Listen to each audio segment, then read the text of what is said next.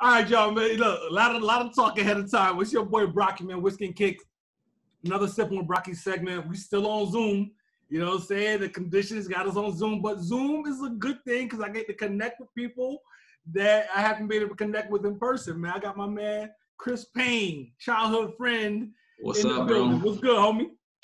Doing all right, man. Glad to be here. It's been a while, man. Trying to plan it. We here. Yeah, I'm excited, man. I'm excited. We got some stuff to talk about. You know, I'm usually like, I like to do things when the time is right. You know what I'm saying? So I feel you. For some reason, I looked at you, and we'll get to the topic in a little bit, but we got some catching up to do. We ain't talking a long time. Yes, sir. Yes, sir. It's been a while, man. Yeah, it's been a minute, but you were showing me all types of rum, and you got tequila over there too. Hey, man. Yeah, I mean, I got the Casamigos. Okay. You know, but then I got adventurous. One of the stores that I go to, they have their own tequila. Okay. And then on this tequila, they actually, you know, it has the bottle number and all the information. So this is my first time, so I'm gonna try it out over the break. I like that. You know, we got Diplomatico over here. You know, all three kinds over here. So, you know, I had to pull out, you know, stuff from the cupboard because I was meeting my boy. You know, it's been a while, so I'm here, man. What you sipping though? Hey, I was gonna let you choose, man. I got the 3 Diplomaticos here. I got the tequila. So what are we doing, man? You gotta pour some of the Diplomatico, the dark joint, man. All right, I'm with you. Just to introduce what I have this is called Untitled Whiskey number 18 from a DC distillery called 18 Distilling. Okay. Some of my favorite folks, and telling you, they have created some of the best juice I've ever had. No lie. Okay. So yeah, that's what I got going on right now. I mean, I've already sipped some Bowmans out of Virginia, so the warm up. Okay.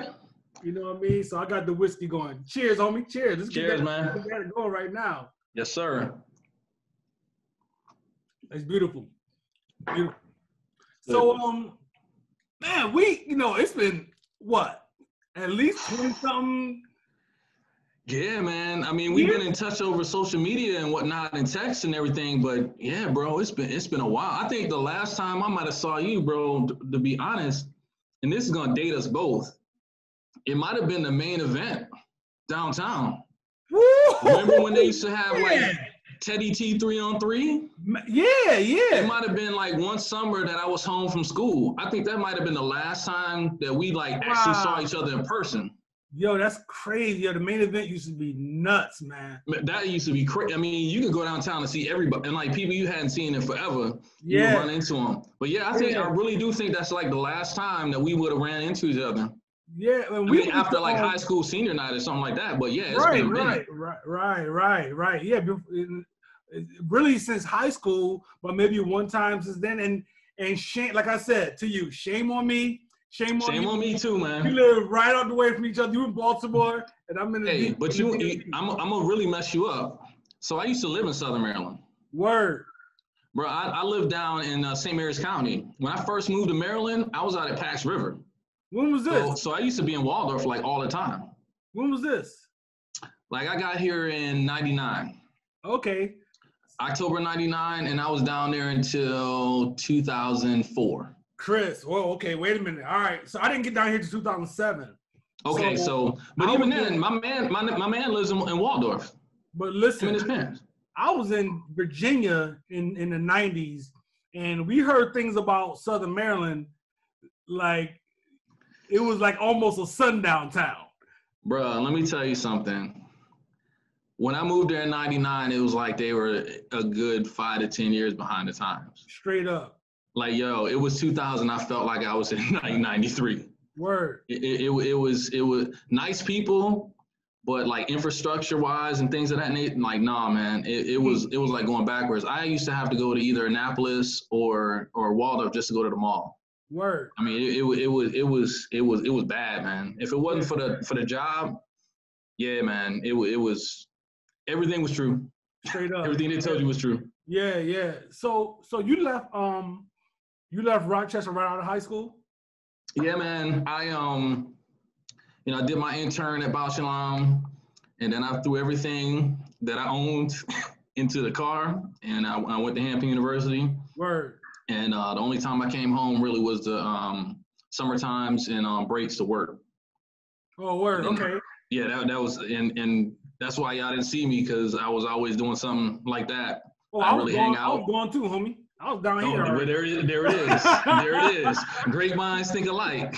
So look, let me start some controversy right there, because my girl goes to here Howard. We go. My girl go to Howard. Who's a real HU?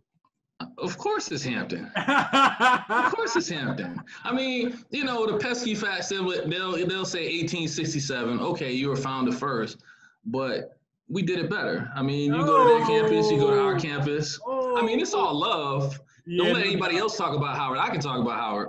No doubt. Amongst us, yes, not a doubt. You ever been on my campus? Have you ever been on my campus? Nobody else is watching. So, did you always have it in your mind to go to a HBCU? That's interesting. So my mom went to an HBCU. Hampton is like the family school. My mom went there. My aunt went there. I had cousins that played sports there as well. But interesting enough, you know, I was actually set to go to RIT. Word. Right? Like, I had my financial aid package. I had car decals. I had met my student, you know, mentor and everything. Right? And it was something about staying home, even though that's a great school. And, you know, my mom's first choice for me was Rensselaer Polytech in Troy. Mm-hmm. But I just couldn't do it. I love the school, but the location. And maybe, I think it was like April. The deadline for Hampton was like April 15th. And like April 1st, I sent my application in. And like April 30th, I had an acceptance letter. It's crazy. And I was just like, yo, I'm going to an HBCU. You know, I wanted that experience. I wanted to get away from home. I wanted somewhere warm. Out on the peninsula is beautiful. And I had family in the area as well. So it just the stars aligned, and I just took a leap of faith, and I was out, man. I don't regret it. So what'd you major down there? So I started off as a chemical engineering major. I did that for 2.5 years because I was interning at Bausch & Lomb in the research and development department there since high school, and then I switched to electrical engineering. Oh, yo! So when I applied, I was an EE major, and my first day I changed to Chem E, and then I switched back to electrical engineering and graduated as an EE. Yo, when I was in high school, I didn't even know what the hell it meant, but I used to say I want to be an electrical engineer. Like, I didn't really know what that meant. Hey, so you want to know what this dates us too. When we were at Interim, otherwise known as NRCS, middle school. You remember the computer teacher, Mr. Thomas? And this joker, I tried to tell him, I was like, look, I'm going to either be electrical or electronics engineer. And he was like, there's no such thing. Oh, is that right? So if I ever see Mr. Thomas, I'm going to tell him, here's my diploma. Right. Yes, there is. Right. And you know, that was my path since I was like 8. Like when you know, I always knew I wanted to be an engineer. My uncle was an engineer for GE, and then what is now Lockheed Martin. It was Martin Marietta. Okay. So going to his house, he was like the first dude I knew that had like a computer or a stereo system, and he had the lights that like dance to the beat. They're like intercoms in his house and stuff like that. Like you'd be overseas going to like Japan. Well, you know, Japan, you go there and all the technology, he would bring that stuff home. He had the big laser disc and all that too? Yeah, dude, he had, you name it, he had it first. I go to his house, first dude with a satellite system, first dude with a computer, intercom, you name it, that dude had it at his house. He was advanced. And I was like, I want to be that, I want to be him. Yeah. So that kind of guided my path, man. I was hooked. So you get to Hampton. Were there any recognizable faces? Anybody from school that was down there too? Let's see. There were a few people from home down there. Some upperclassmen that I went to actually elementary school. I went to 58 School World of Inquiry. On university. So there were some people I knew. This girl Chantel. Oh yeah, you gotta run it but down. Anyway, it was a lot of people down there that that I knew. Okay, because that plays a big part. Familiarity, you know what I mean? Like when I came down to DC, I found Daphne Miller. I found like Yantees. I found a few people from Rochester. Yeah. That, you know what I'm saying? It was just like connecting with a familiar face. It just made a world of difference in an area where I knew no one. No, it definitely made a difference. I think having my family there too. Like my cousin was he was a year ahead of me. He played football. He played tight end on the football team. So that was like my end, right? So I could go hang out with the football players. You know, you might get good money. You know, by association, you good, right? So that was really cool. Going down to Hampton and having my older cousin there. So you're an alpha, correct? I am. All right. So did you always have, like, for me, you know, me, Rob, Dixie, Dex, we used to be up on University of Rochester campus partying all the time when we was high schoolers. And I used to see the dudes getting, you know, back when hazing was crazy, and we're not going to incriminate anybody. Just chill here. But back Alpha Phi Alpha Fraternity Incorporated is a non-hazing organization. There you go. So I don't know what fraternity it was, but we used to see the dudes, man, like, you know, they used to come in there locked up and stuff. Sometimes they had bags on it, whatever it was getting humiliated. I was like, sir, I will never do that. Never. But did you have it in your mind that you wanted to pledge before you even went to college, or something that you caught on to when you was there? No, I mean, it was something that I had in my mind, but not really having that like close connection, right? Like I found out later that there were people in my family that were Greek, but it wasn't something that was like prevalent, right? I think of my first cousins, I might be the only one that's Greek, but my little brother is an alpha as well, and like my great grandfather was an alpha at Syracuse University. I found that out later, but yeah, I mean, you see it, you aspire. But no, I didn't know definitely I would do it, especially going into a rigorous engineering program. And really, I didn't do it until after I left, only because I was in a rigorous engineering program. So after you left, after I left school, yeah. Oh, word. Yeah. Oh, okay. Yeah. Wow. So how does that work? You still had the option to do that, or you just kind of approach them to say, hey, you know?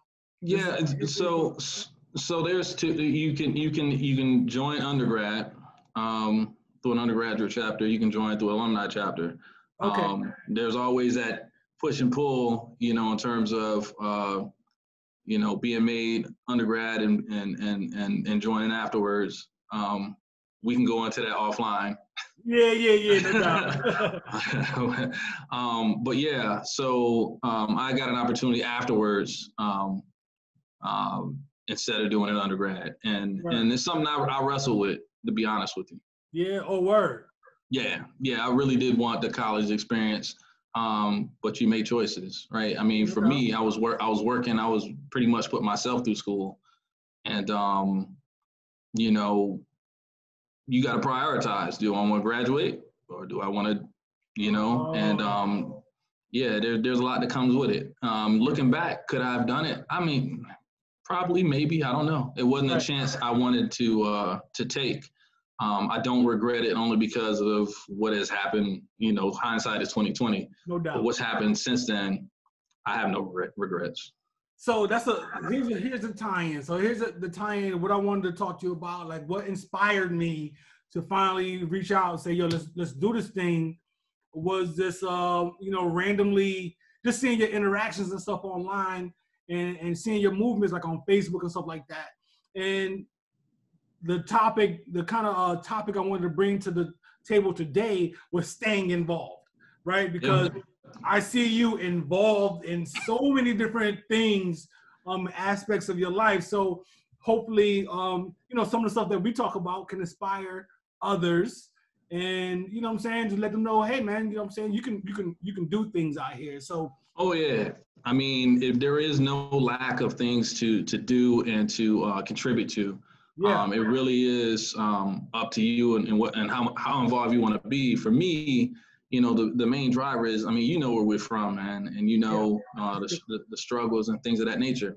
The other thing that we know is, when we came through, I feel bad for the kids at home now because they don't really understand how Rochester used to be, right? In terms of how businesses sold into the school systems. We had co-ops, we had all kinds of opportunities, and we had, community leaders that sold into us, right? Yeah, that's true. Because of that, we're sitting where we sit, right?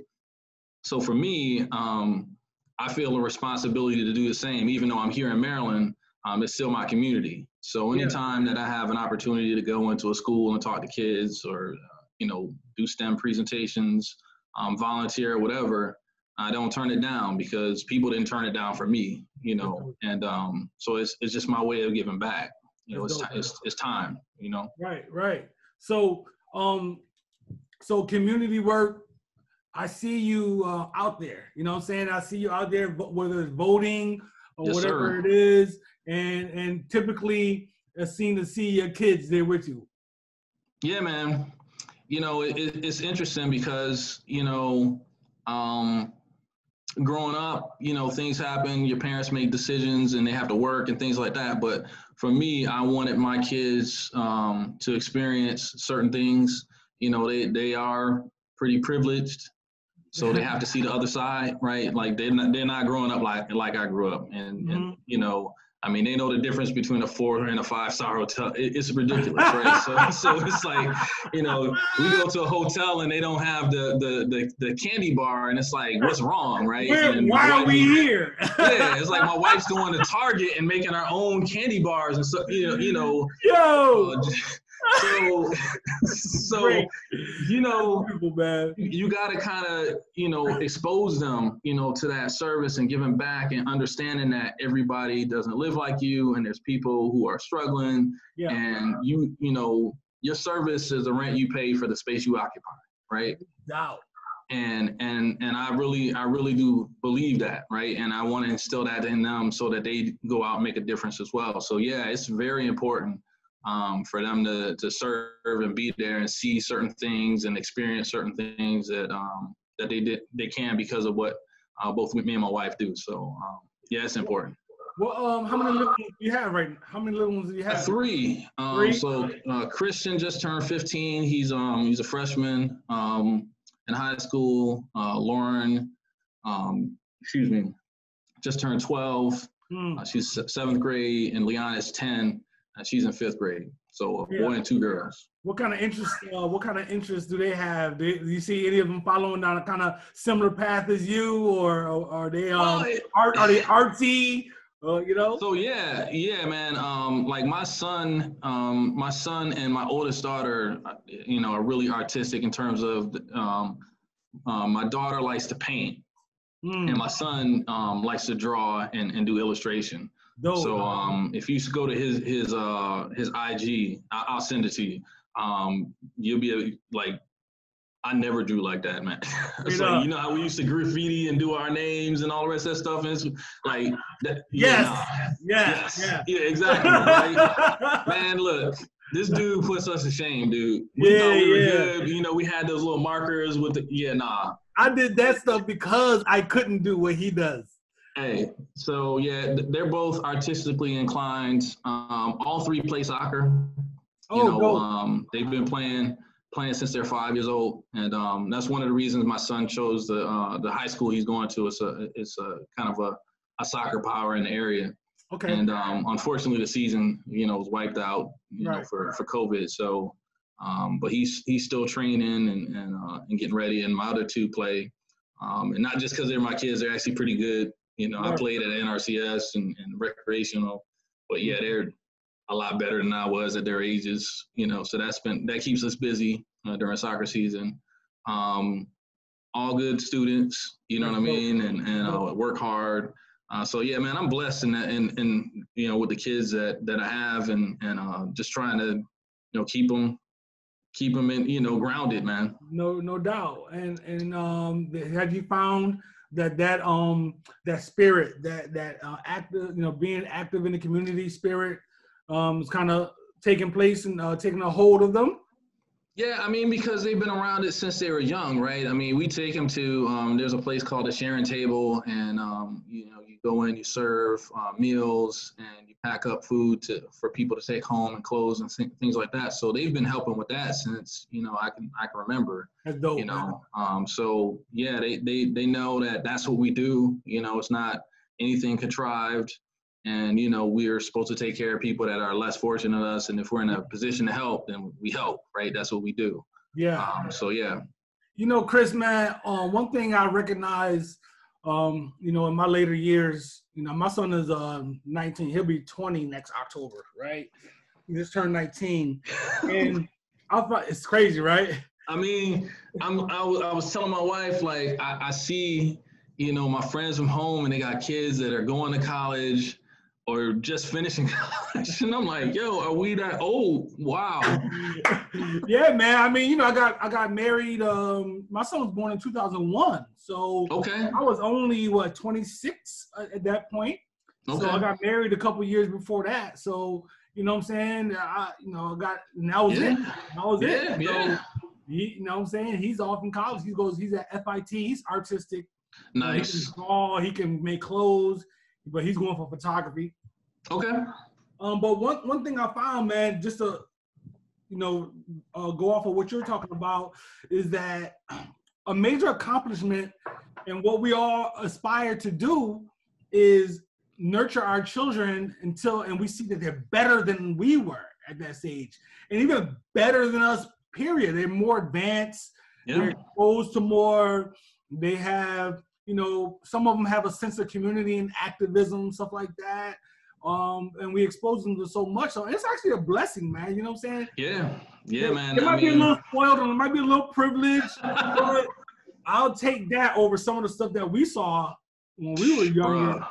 You know what I mean? I mean, it's funny. I've taken the family, home, right? And I used to live over on First Street in between Pennsylvania Avenue and Central Park, right by the public market. Yeah. So I'm driving them around, and I took them to my old house, and they were like, "Dad, you used to live there?" I was like, Yeah. And then, we went to my uncle's house over off of Parcells, over on Melville. Mm-hmm. And we get out the car and they're like, "Are we safe?" I'm like, what? Are we safe? Oh yeah, I love it. I'm not gonna take you guys anywhere that you're not safe, right? And I saw some people from from the block that that we grew up with and stuff, and they were just like, "Well, how do you know this person?" And it was just like hilarious. I'm like, yeah, you guys are suburbanites, man. Yeah, man. and you go back home and these people you interact with, your friends from back in the day, they just no knocking against them, but a lot of them mentally are in the same place they were back then. So, you know what I'm saying? The words that they speak, the actions that they do around kids, around anybody. Like, you know what I'm saying? It's like, wow. Well, yeah, man, that trip home, those trips home was it was eye-opening for them, right? Because when you tell your kids some things and they don't really have a point of reference, right? But when you can take them and they can see, right? And then you come home and you have those conversations, then they're like, "Oh, okay, you weren't joking." I'm like, no, I'm telling you, this is how I grew up. This is where I grew up. This is what happened. Right. And this is why you should be thankful. This is why you don't take things for granted. And y'all just seeing it in the daytime. Y'all ain't even seeing the stuff that happened. Yeah, no, I'm not doing that. Of course not. I hope not. But I'm just saying, y'all only seeing the daytime. Y'all exactly. The pretty side. Yeah. So you you set up shop in Baltimore pretty much, right? That's your I'm in suburban Baltimore, north of Baltimore, going towards Delaware, in Harford County. Been here. I think we bought this house in 2004. Okay. So I got married in 2003. Moved here in 2004, and I've been working out at the airport. Now I'm in Annapolis. Yeah, and man, I mean, coming out here, you know how it is. It's so much opportunity. It's a lot. There's a lot of government. It's a lot, and you know, I've enjoyed my time here. Definitely. So yeah, I've been here a minute. So you're similar to me. Like I'm about 45 minutes south of DC. Yep. But I still feel attached to the inner city and the things that happen. And you being in a Baltimore suburb, there's a lot of things that happen on a social justice front. You find yourself getting involved in those kind of things? Yeah. So, you know, because I just recently stepped down from the position, but I was area director for the fraternity. So I oversaw all of the college and alumni chapters in Baltimore and Harford County. And, you know, you can't help but be attached, right? Because a lot of, you know, brothers live in the city. Our headquarters is right there on St. Paul Street in the city. We used to go to church in the city as well. So it's hard not to be attached or be involved in some level, either in a support role or a march or a peace walk or whatever. Right. I have a lot of fraternity brothers who live out here but work in the city. Some are photojournalists and things of that nature. So, you know, just talking to them and trying to support them, or even going out and serving, yeah, you stay connected. And I don't think I'll ever be disconnected. I don't think I want to, right? I mean, I think that keeps me grounded as well. Yeah. You know, because sometimes, you know, you get accustomed to all the trappings, right, of, you know, the life that you've made for yourself and being out in the burbs and things of that nature. But you need that wake up call, and you need, you know, to use your resources to help out, you know, as much as possible.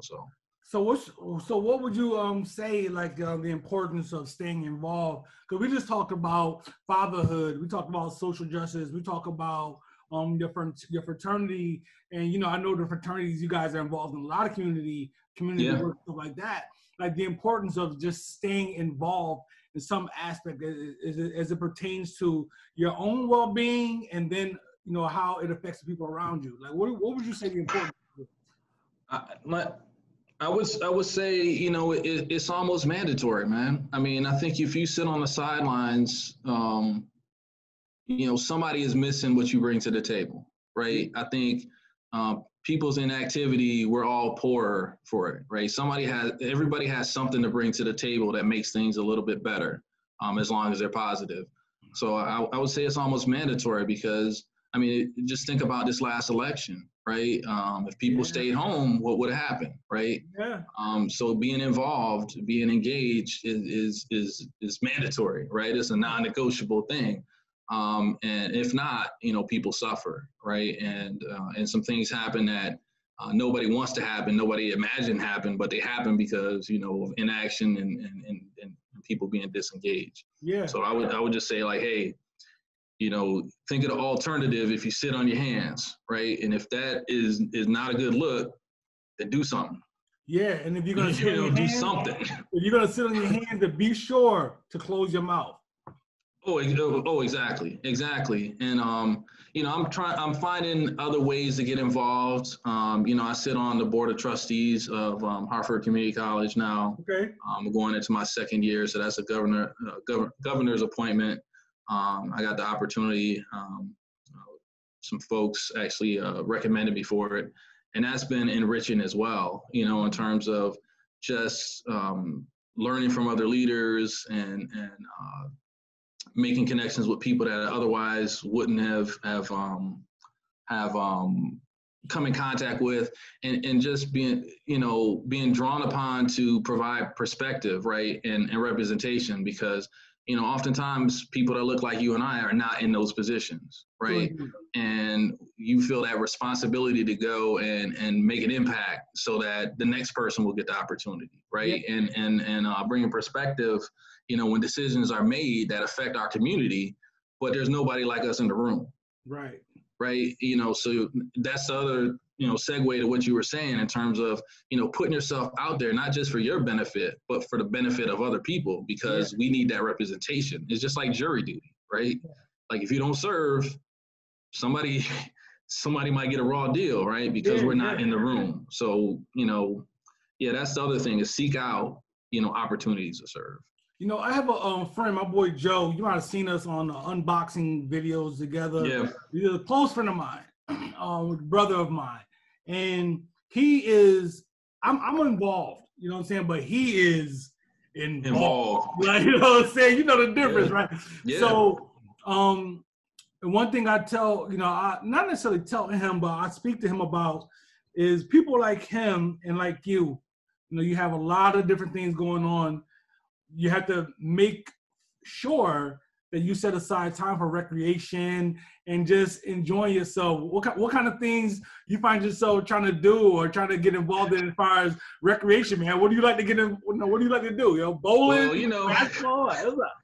You know, when we weren't on punishment, you know, we were sitting in the house, you know, a lot of it, you know, like with the kids, like we go train, right? We go to the field and we go train. Like spending time with them, that is definitely an outlet.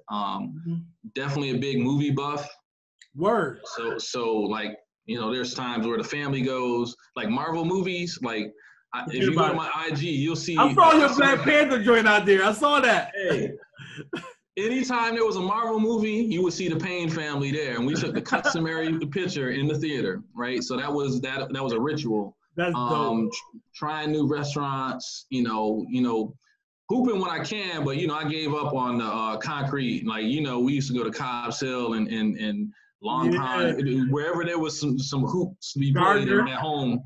Gardner, you know, we were there. Yeah. Oh yeah. You're East Sider, but yeah, well, I'm on the West Side. Oh, so. But I used to come over your side and hoop sometimes. There's certain places I wasn't going. Yeah. Certain places I wasn't going. Yeah, but, hey, look, you know, West Siders could spot an East Sider and vice versa. Like we can look at somebody and be like, oh, he's an East Side dude. But my saving grace was I knew enough of y'all that I blend in. Yeah, he was money. Like, if I came over, I was good. But there were certain places I wouldn't hoop. But yeah, going to the Y hoop. You know, a lot of my fraternity brothers, they smoke cigars, but as a former asthmatic, I can't do that. Okay, no doubt. You know, I stand down wind and chop it up and stuff like that. But yeah, and then you know, sometimes it's just reading, man. You know, you know, I'm a big, you know, proponent of reading. And of course, I got Obama's new book, but I also have Jim Quick, who's a guy. He's about like mental efficiency and things of that nature. So I have his book and Trevor Noah's book that I'm going to read over the break. So just constantly reading for leisure and then reading for self-improvement and things of that nature. That's dope. That's dope. You know, and then, you know, sometimes my son will get me on Xbox. You know, I used to be, you know, back in the day, it was like Nintendo and all the rest of that. Now it's like, dude, I'm just not a gamer anymore. Like somewhere I lost it. I came to that realization, my G. My son, one year, my son went away for the summer because, you know, he was living with me through high school.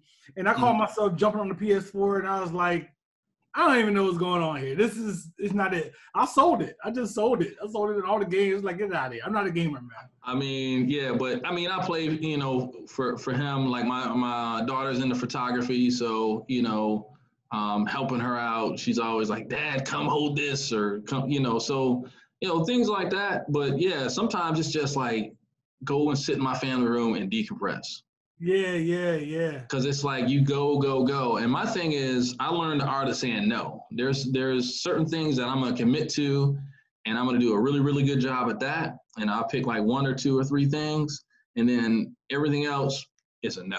No is an acceptable answer. People don't understand that. They don't like it, but it's an acceptable answer. Man, we getting to the age where, you know, I don't have to just because you want me to. Like, listen, I appreciate you want my presence. I appreciate you want me to be involved, but I just don't have the bandwidth for it, and that's it. Listen, I go home sometimes, and my parents, I stay at my parents' house, or I stay in the hotel mostly. But my dad and my sister probably live 7 minutes apart from each other. And he was like, I ain't going over there for Thanksgiving. I'm staying right here where I am. Like, I'm not going. Yeah. You know what I mean? Ain't nobody can argue with it either. I mean, you know, sometimes people just have to respect your boundaries. And like, it took me a while to get there, to be able to not just do things because people expect you to do it or they want you to do it. But I feel so much better, and that weight comes off. You're like, man, I don't feel like going over here, but I'm gonna go. Like now, it's just like, yeah, I'm gonna catch y'all next time. Y'all have a good time, and that'll be it. Yeah. So yeah.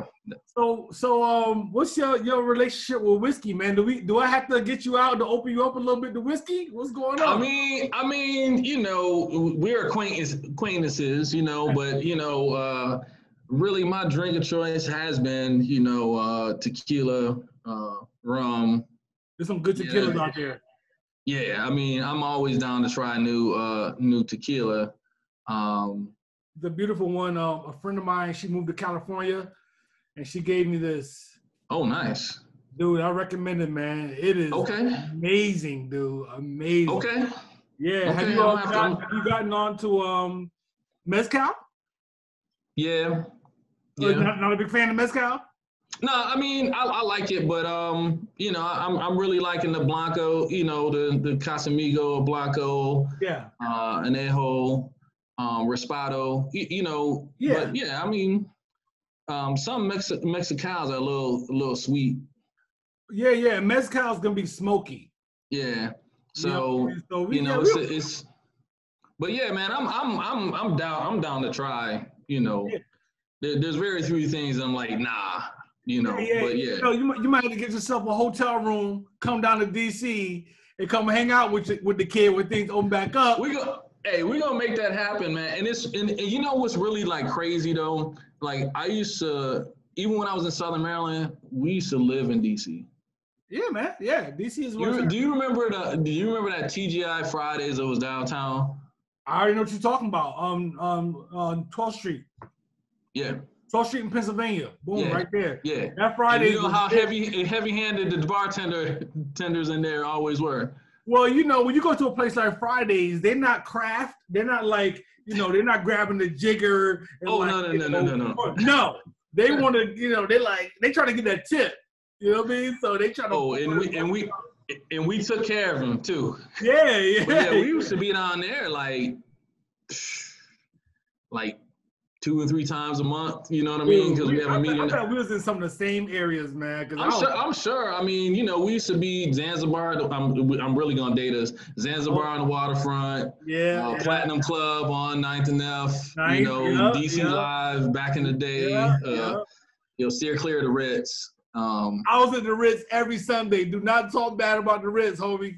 Man, it was just so young. It was so. I mean, when we were in college, we would go. Young. Well, I mean, okay.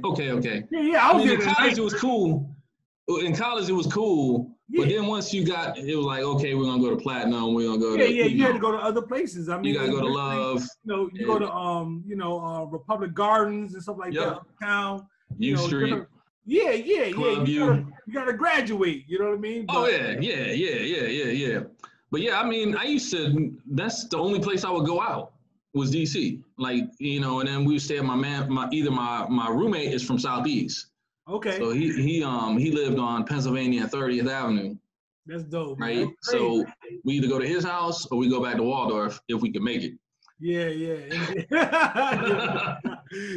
But that's a whole other set of stories. Wild times, man. Yo, man, it's crazy catching up, man. It's real dope catching up. Man, it's been a long time, like you said, man. It's good talking to you. Good talking to you too. It's crazy that you have this show, and I mean, I'm sure people have told you, but I'm gonna give you a plug. You was the first dude, and I don't care what anybody else say. They can lie if they want to. You was the first dude to come to Intrum with some Nike Airs on. The first dude. We saw them sneakers on, you know, the Revolution commercial. You was the first dude to come into school with them Nike Airs on. I don't care what nobody else. They can at me, they whatever. But I'm right here. You first dude to come in with them. It all makes sense. Something else came out new. Because you sat to the right of the class in 219 in Miss Daniels' class. In Miss Daniels' class, yo. Miss Daniels' class, right? And anytime something new came out, I would come in and I would do this. And to see if you had something else on, because we all knew when something new was coming out. I didn't tell him to say this, y'all. I'm telling you, this is no, he did not. But I have to say it because it doesn't surprise me. Now the whiskey part, yeah. But the kicks, since we were young, Eddie Brocky has been a sneakerhead. So I'm not even shocked that you have a show like this, and man, it's real dope, man. Yeah, I appreciate that, son. That's crazy. It's real dope. I had to say it because I don't think people understand how deep this goes. It's been a long time, man. It's been a long time, bro. My dad used to take me to get Jordans. He'd be like, "Don't tell your mother." It was just something that he would say. When I realized that later in life.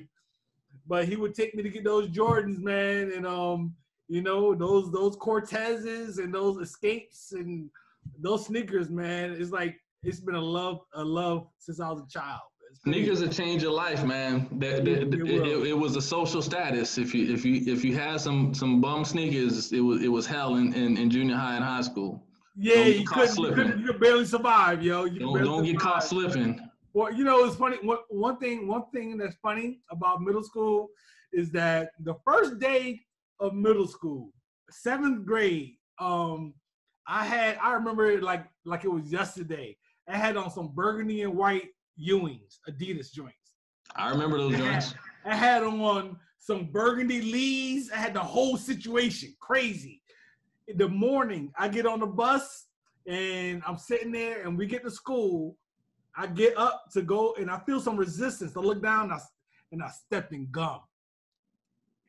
Day one, yo. Oh. Day one, stepped in gum, my G. And nobody noticed, but it was on my mind all day. The whole day. I went home. I put my sneakers in the freezer, because that's what they said, how you got to get rid of gum. Are you serious? Gum off of those sneakers, yo. The gum came off of those drinks. Man, you just taught me something. That's what they used to say. I just used to live with it. Put them in a and scrape it. You know what I mean? You know how you on the carpet, on the pavement, you just scraping the stuff off. Man, I didn't know nothing about the freezer. You ain't put me on, man. Crazy, son, crazy, man. Those days, is funny, man. So long ago, but it feels like yesterday. Man, those were some formative years, man. And it's funny because a lot of us that went to middle school together, a lot of people went to Wilson, some went to Edison, some went to East. Yep. See, I went to school without walls. I knew that I needed to focus, whatever. So I went to school without walls. But the funny thing is, full circle, you're in certain programs, you run into the same people. So while we didn't see each other, we run in the same circles, which is just funny because even now I talk to people and your name comes up or something like that, and it's just like, dang, Rochester's small as hell. Yeah, Rochester's small, man. It's like a very small degree of separation between you and anybody. Yeah, man. Maybe 3 degrees at the most. Oh, yeah.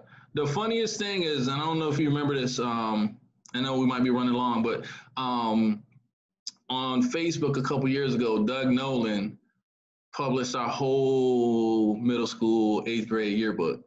Word. And that joint, everybody in their mind was like, why you tag me in this? My hair is a mess. That's crazy. I don't even remember. I don't even have that yearbook, yo. All the pictures are online. I'll shoot it to you. Every picture. Please do, yo. I would love to go back and see that. It is comedy. That is crazy. It is comedy. That's the only yearbook I think I have. Funny. Yeah. Yeah, that's wild. So I would love to see that. Please tag me in that. I got you. Yeah, I love to see that, man. Anything, I know you pretty much have a private Instagram or whatever, but any way you want people to be able to see anything, or you want to plug anything at the end of the day? I mean, and this is not to sound corny, but realistically, I think the thing I want to plug is that, we just came through, a really contentious election. We still got to get somebody, inaugurated and everything that comes out of that. But I think what I want to plug is, keep that same energy, right? like, yes, we got we got whoever I presume, I mean, people on both sides. Yeah. But it's been an interesting 4 years. If you don't want to go back to certain things, keep the same energy. There's going to be midterm elections. There's going to be your local election. 2 years. All of those things. If you care about your kids, you care about your family. We're still in a pandemic. Stay engaged. Keep the same energy that got us to where we are right now in terms of the election result that we have. That's really key, man. I mean, people's lives depend on it. And I think that's the thing. Like me personally, I mean, my if you know me, my Instagram is C-squared, Payne 1906. If I recognize you, I'll accept you.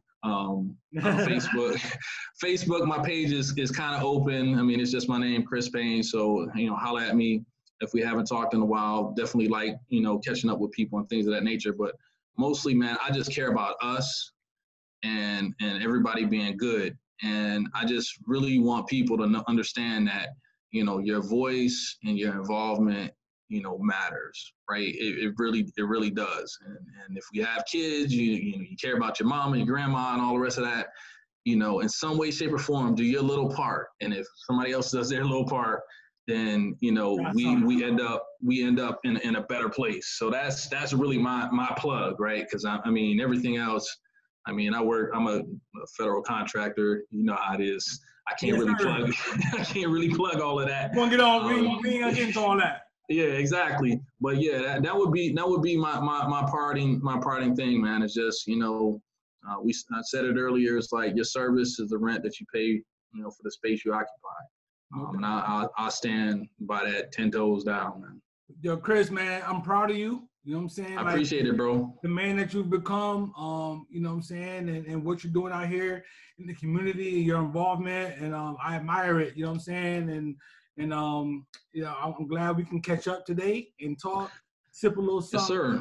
Get this done. So hopefully there's someone out there who will watch this and be inspired, be motivated to get involved and in their community and push forward. And we'll continue to do that, man. And when things open back up, we'll get together again on set in person. Man, I can't wait for that. And man, look, this is the start of the conversation, man. We talk about it, but yeah, we gotta being so close.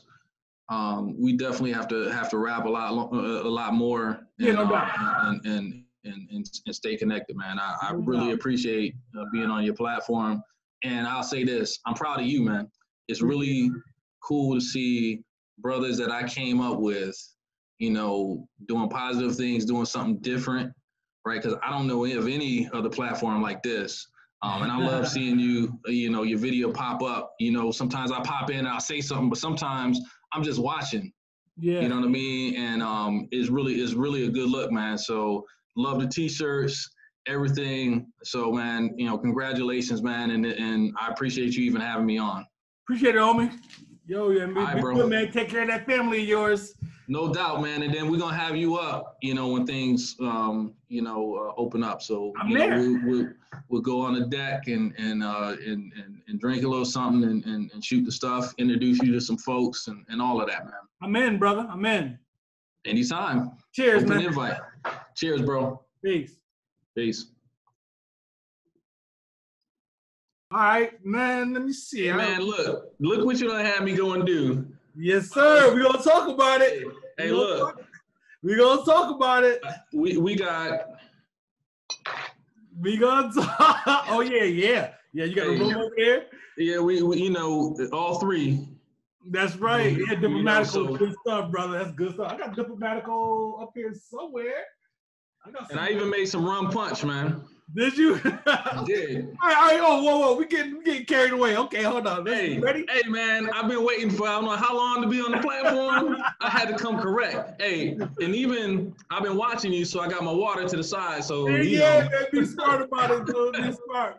Hey, man. All right, you ready, brother? Hey, man, let's go.